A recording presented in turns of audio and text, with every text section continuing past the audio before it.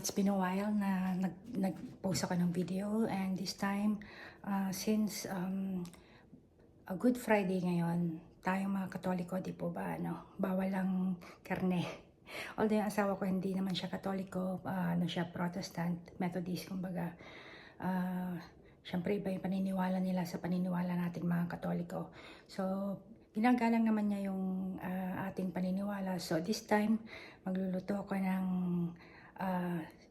sardines pasta. Kumbaga walang karne. Ang ilalagay natin sa hog sa pasta is sardinas. So, kuha na po kayo ng ballpen at papel para po ilista po kung ano po mga steps at mga ingredients na gagawin po natin. Sana po magustuhan niyo po ito at i-try niyo rin. Request to ng bunso ko, kaya ito yung lulutuin ko ngayong Biyernes Santo dito sa Amerika. So ayan, naglagay na ako ng pot dito. Paglulutuan natin ng pasta. So yung pasta naman, kung ano lang yung nakalagay sa package direction. So itong tubig, lalagyan ko lang ng asin. Ayan, asin lang po siya. Hindi ko siya nilalagyan ng oil. So habang nagpapakulo tayo doon ng tubig para sa pasta, ano na natin tong mga ingredients. So ito, isang buong garlic to, nabalatan na, ano lang natin siya, i-mince. So di kayo i-chop kumbaga. So ganito lang po ako mag-chop ng garlic. Wala kasi dito yung food processor pa, so ayan. Dali lang naman, malambot lang naman itong garlic. So ayan.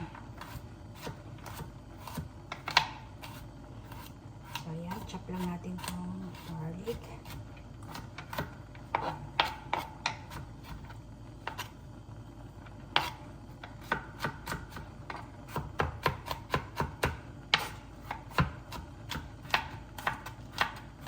Ang ginagamit ko pong sardinas dito, yung Spanish sardines in olive oil.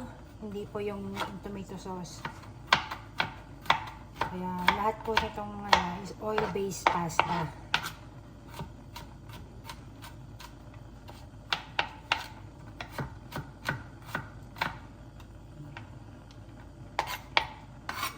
Actually, ito lang naman ang hihiwain eh.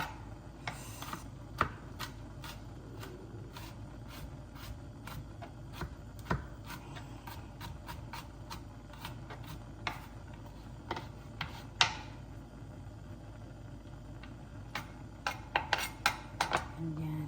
Then, buksan na natin tong ating olives.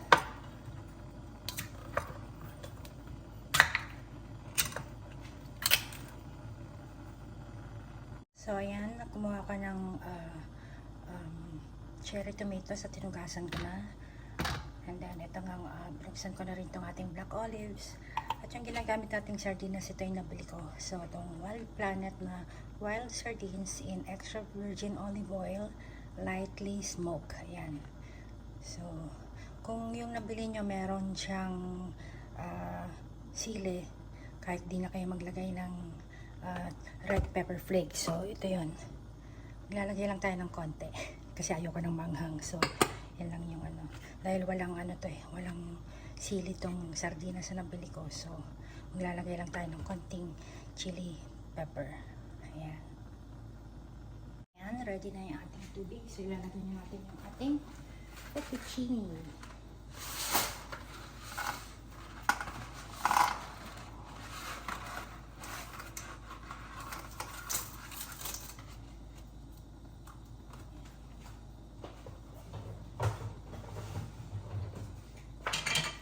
So, yan lang natin siyang ilubog. And then, start na tayo. Ayan, dati ko lang nilagay dito yung wok. Wok ang ginamit ko kasi wala yung mga gamit ko sa kusina na sa Pilipinas na. So, ayan. Gamit tayo ng olive oil. So, initin lang natin ito sandali. Ayan. So, nilagay tayo siguro mga mga 1/2 cup of olive oil. Dami, no? Don't worry, healthy po ang olive oil. Ba't wala akong boses? Nakakaloka. So, ayan siya. Hintayin natin uminit. Ito. Yan, lubog natin siya. Yan, lubog na siya.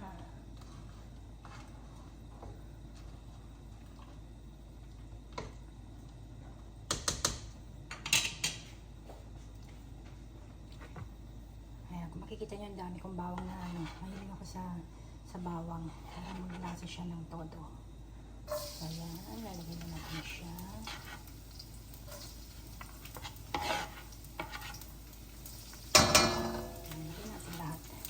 Sayang. So yan, chopped garlic. Satayin natin siya siguro ng mga 1 minute. Para wala na siya. Basta huwag siyang matutusta.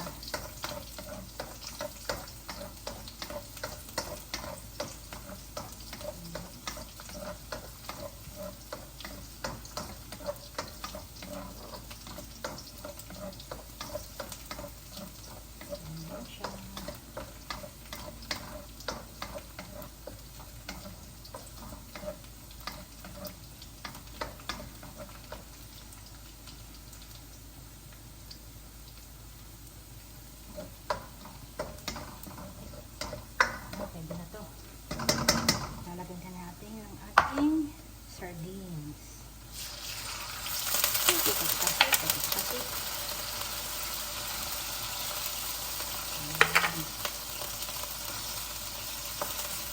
Kaya lang muna natin siyang dito dyan.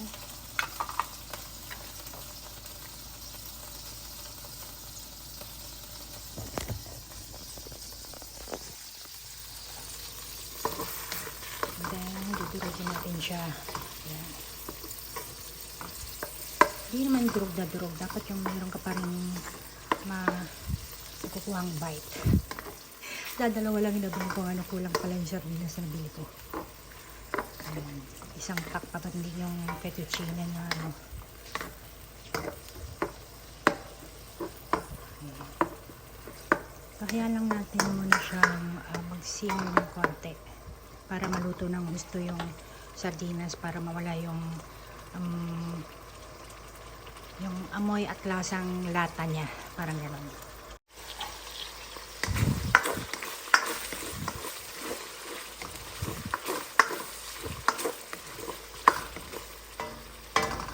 And then lagyan natin itong black olives. Yan. Yan, lagyan natin lahat. Isa lang. Lutuin ulit natin siya ng panandalian para mawala rin yung ano ng lansa at amoy lata ng olives. Yan. Pagka galing po sa lata ang mga niluluto po natin, so kailangan pong niluluto natin siya at least 1 minute para lang tanggal yung amoy lata at lasang lata ng mga canned goods na niluluto natin. Ayan.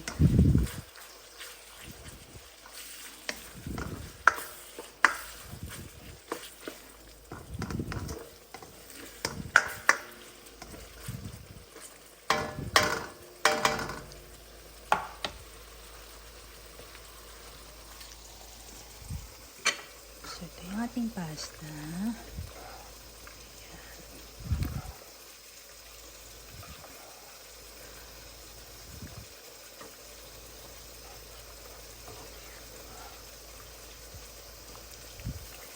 Ayan, asin lang po nilagay ko dito. Hindi po ako naglalagay ng oil.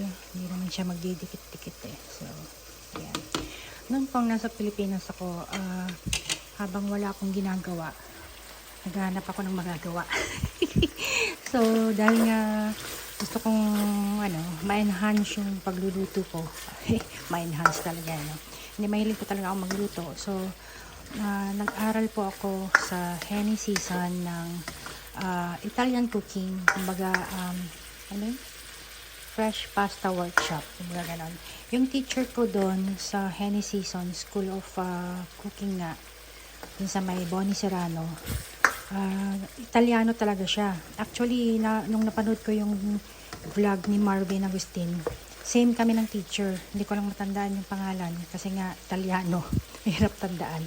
So kumbaga nakita ko na yun din ang naging teacher ni Marvin Agustin sa mga Italian dishes na niluluto niya. Ayan, so doon ako natuto mag-aral ng pasta, yung pasta making, yung gumawa ng pasta in a scratch, kumbaga yung fresh pasta at saka iba't ibang mga sauces din.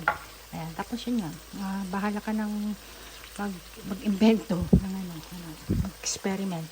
So ilalagay na natin itong cherry tomatoes. Oops, tikda.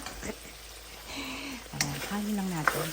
Kung cherry tomatoes naman, hindi naman yan canned, so okay lang. Pero kumbaga, lulutuin natin siya hanggang sa mag-wilt siya ng konti. So ganyan lang siya. Ayan. Hinaan natin ng apoy para hindi naman siya matusta. Ayan. Tapos lagyan natin ng konting red pepper flakes. Ako pagka, kunwari maraming binili ko, tapos nilagay ko sa container na ganito, naglalagay ako palagi ng label. Ayan. So maglalagay lang ako ng konti. Konti lang. Masyadong maanghang. Hindi ako mahilig sa maanghang. And then mamaya maglalagay tayo ng salt and pepper. Ayan.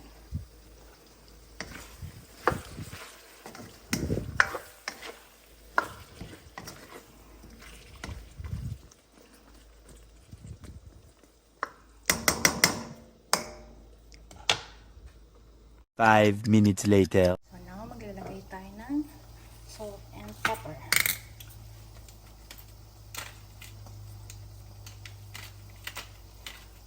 Mas masarap pagka yung freshly ground pepper yung inilagay kaysa yung ground pepper na nabibili na. So, kung may grinder naman kayo, nasa sa inyo na kung gaano karaming pepper yung inilagay nyo. Kung gusto nyo ng medyo peppery, medyo maanghang. Ayan. And then, sa salt naman, hinay-hinay lang. Kasi, kumbaga yung ano natin, sardinas natin, medyo malat-alat na yun. So, yan. Hinay-hinay lang. Tikman na lang natin mamaya kung kailangan pa ulit.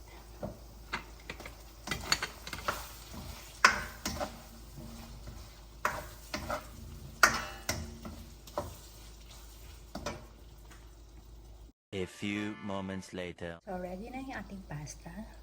Lalagay na natin siya sa ating sauce. So, straight from the pan siya.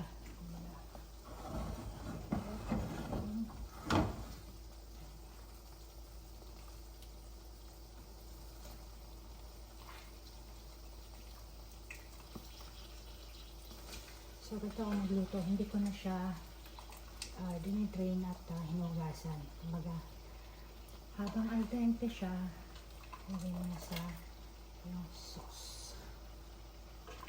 Don't worry, kahit na meron siyang pasta water, okay lang yun.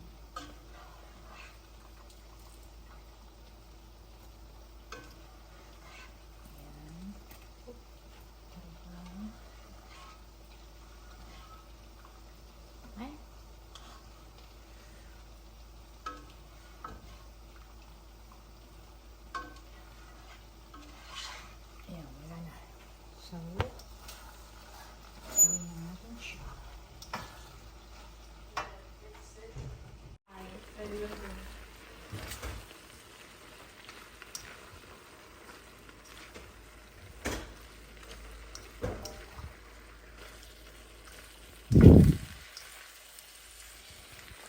So, nung nasa Italy kami, tapos nag-order kami ako nag-order ako ng seafood pasta. Mahilig nga ako sa seafood pasta. Tapos nanghingi kami ng cheese, sabi sa amin ng waiter namin. Sa kanila daw, sa Italy, kapag seafood pasta, hindi nilalagyan ng cheese. Ayan. So, pero nasa sa inyo din. Pero kumbaga, sabi nga niya, sa kanila, sa Italia, hindi sila naglalagay ng cheese kapag seafood yung pasta. So, ayun. So, yun na siya. Luto na siya. Diba? Gawa naman tayo ng garlic bread para dito. Ayan. See? Ganun lang siya. Haluin lang natin mabuti kasi yung mga sardinas nandun pa sa pinakailalim. Ayan. Yan ang ating finished product. ang ating pasta and sardines. Ayan. Meanwhile, Ano naman tayo ng garlic bread. So, ito, isang stick, pero kalahati lang ang kailangan ko. So, ito, meron naman siyang guhit. So, ayan. Kalahati ng isang stick is 1/4 cup or 4 tablespoon. Matigas. Chop tayo ng garlic.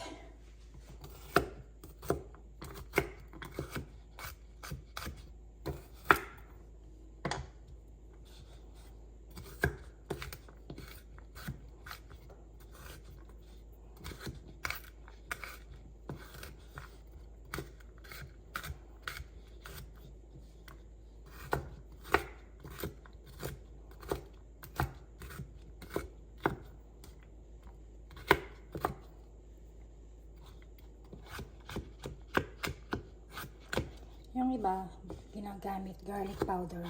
Pero para sa akin, mas gusto ko yung fresh na garlic na itutusta natin sa toast.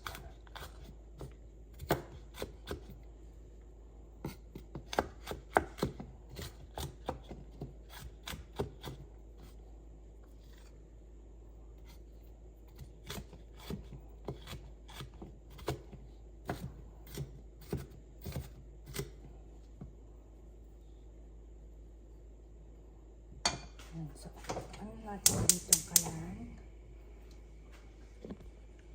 So, nandun na yung butter. Dito, tunawin lang natin siya.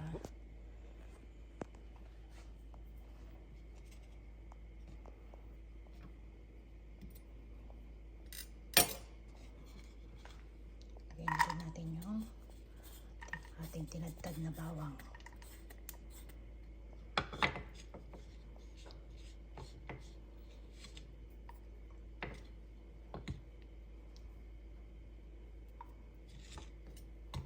Lagyan lang natin siya.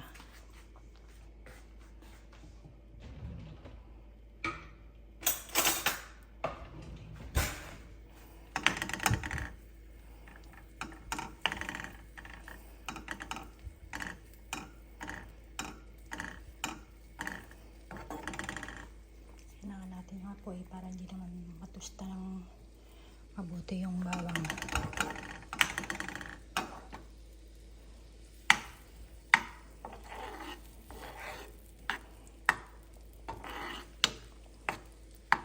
So, habang ginagawa natin ang ating garlic toast, garlic sauce, spread na natin yung ating white loaf.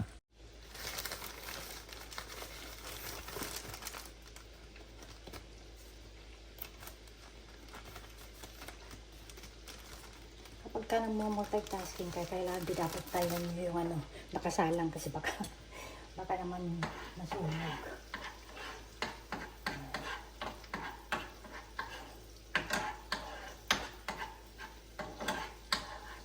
Pero na totally yung dati.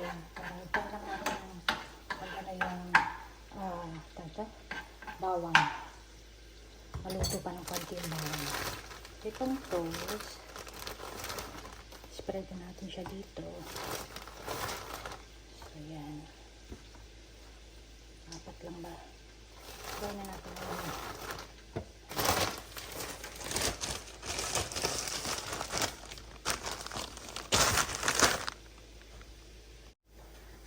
ayan. So, nalagay na natin dito sa ating toast.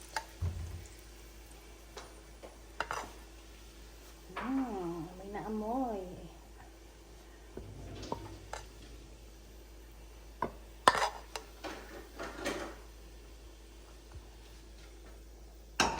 Teka. Para makita nyo mabuti. Lapit natin dito. So, yan siya. Sumala natin itong isa.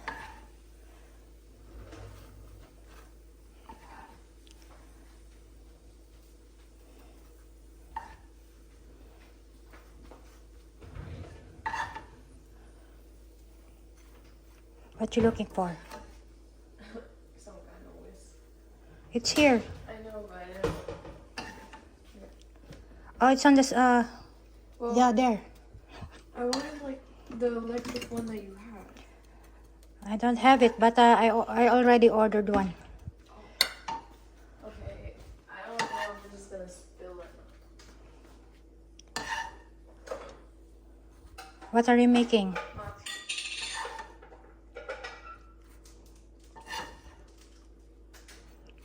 Yung bunso ko yun.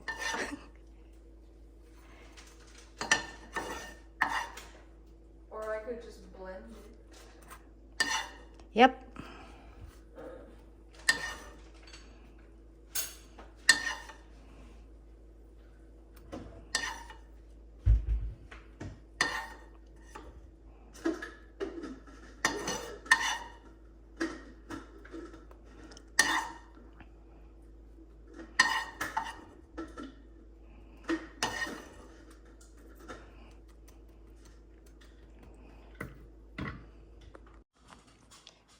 Ayan, nilagay na natin dito sa hindi pala naka-on yung video ko. So, ayan, nilagay ko na siya dito. And then, to toast lang natin siya. So, ito yung setting niya. Ayan. So, 4 minutes, 40 seconds.